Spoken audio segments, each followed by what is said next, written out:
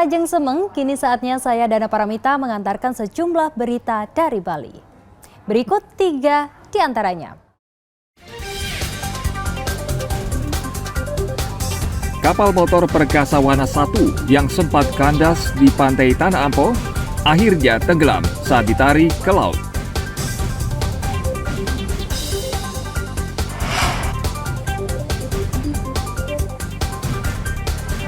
Penerapan aturan wajib vaksinasi booster di Bandara Ngurah Rai tidak berdampak terhadap jumlah penumpang.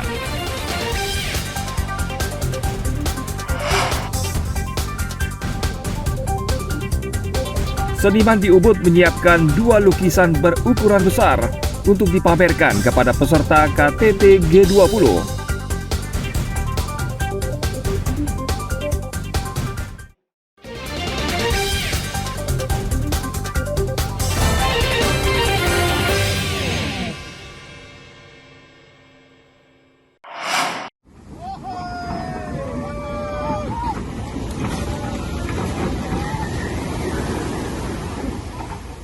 Kapal tunda kain Perkasa Wana 1 yang sempat kandas di pantai Tanah Ampo akhirnya tenggelam akhir pekan lalu.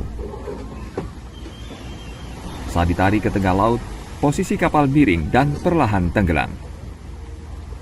Kapal tenggelam di perairan Tanah Ampo, beberapa ratus meter dari pantai.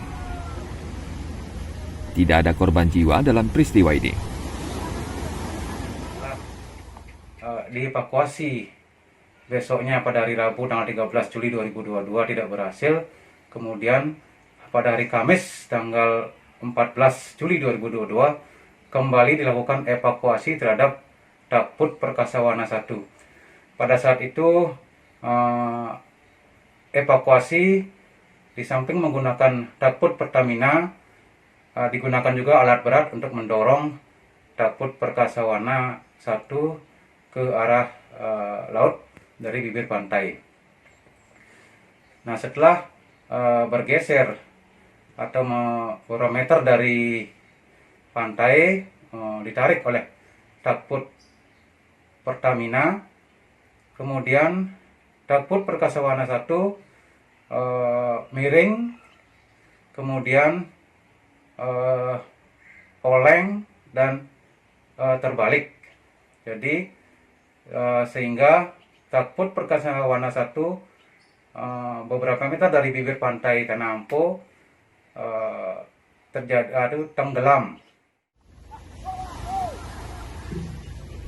KM Perkasa Wana 1 dan kapal tongkang Simindo 4 kandas setelah dihantam gelombang tinggi dan angin kencang hari Selasa pekan lalu. 9 anak buah kapal dinyatakan selamat dan telah dievakuasi ke pantai Tanah Ampo. Tim Liputan melaporkan dari Karangasem.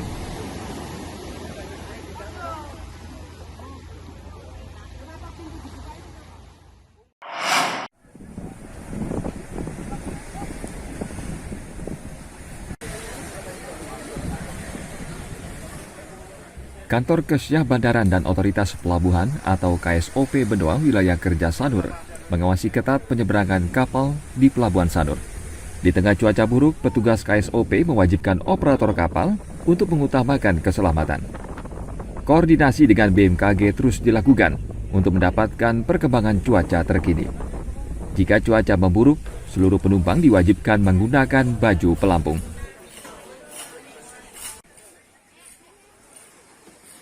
Jadi dapat kita informasikan tentang cuaca, kita tetap update dari BMKG setiap harinya. Dan di pagi hari kita tetap memberikan himbauan dan dari aplikasi juga tetap men-share kepada para nakoda dan kru untuk selalu mengupdate informasi cuaca yang selama ini beberapa minggu ini yang selalu berubah-ubah. Apa aja yang perlu diwaspadai Pak untuk operator penyeberangan di sini Pak? Untuk yang selalu diwaspadai itu gelombang dan angin yang cukup keras dari arah selatan. Jadi kita alat komunikasi, lampu navigasi tetap kita himbau untuk di standby-kan. Dan kita juga memberitahu kepada para nakoda dan kru memakaikan life jacket kepada muat penumpang. Hari Senin kemarin, BMKG Wilayah 3 Denpasar meminta masyarakat mewaspadai gelombang tinggi hingga 2 meter. Gelombang tinggi terjadi di perairan Selat Bali, Selat Badung, Selat Lombok, hingga perairan selatan Bali. Tim Liputan melaporkan dari Denpasar.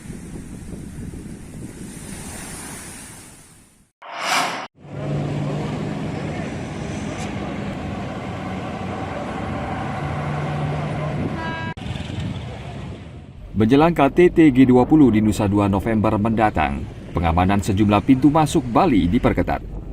Salah satunya di Pelabuhan Gilimanuk, Jembrana. Puluhan personil Polres Jembrana mulai disiagakan di pelabuhan. Pengamanan difokuskan pada pemeriksaan kendaraan yang akan masuk ke Bali. Kita dari Polsek Gilimanuk ya sudah barang tentu kita mengacu kepada kebijakan pimpinan di atas. Ya seperti sekarang ini kita terlibat dalam operasi Gapura Agung 5 ya, di bawah kendali dari Polda.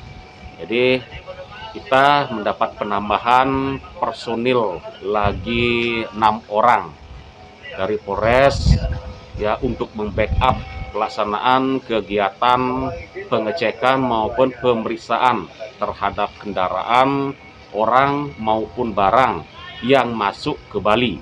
Ya, antisipasi nanti masuknya senjata tajam, ya, bahan peledak, bom maupun barang-barang berbahaya lainnya yang nantinya bisa mengganggu daripada kegiatan event-event nasional maupun internasional yang dilaksanakan di Nusa Dua.